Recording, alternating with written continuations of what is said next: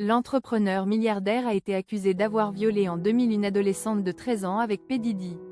Le rappeur nie et dénonce une tentative de chantage. Le rappeur et producteur Jay-Z a été accusé, dans une plainte déposée dimanche, d'avoir violé une adolescente de 13 ans avec la star du hip-hop P. Diddy, selon des documents judiciaires, ce que Jay-Z nie.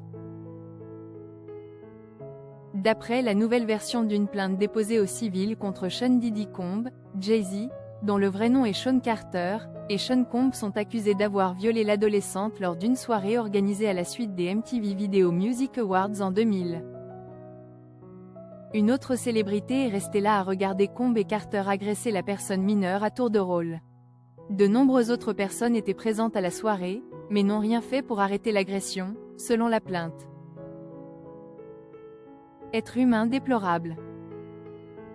Carter a été aux côtés de Combs lors de nombreux incidents décrits dans le présent document. Les deux auteurs doivent être traduits en justice. Dans la version précédente de la plainte, Jay-Z avait été identifié comme célébrité A. Jay-Z a réagi en qualifiant l'avocat chargé de l'affaire d'être humain déplorable. Mon avocat a reçu une tentative de chantage, appelée lettre de mise en demeure, de la part d'un avocat nommé Tony Buzbee. Il avait calculé que la nature de ces allégations et l'attention du public me pousseraient à accepter un règlement à l'amiable. Non, monsieur, cela a eu l'effet inverse. Cela m'a donné envie de vous dénoncer pour l'escroc que vous êtes, peut-on lire dans un communiqué publié sur X par Roc Nation, la maison de disques de Jay-Z. La plaidoirie parle d'elle-même.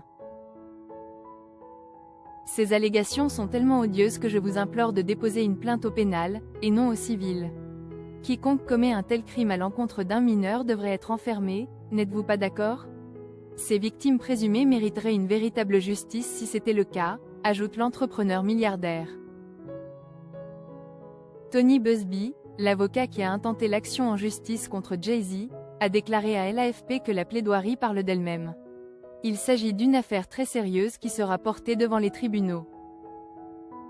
En parallèle, Sean Combs, 55 ans, est accusé d'avoir dirigé pendant des années un système violent de trafic sexuel et d'extorsion.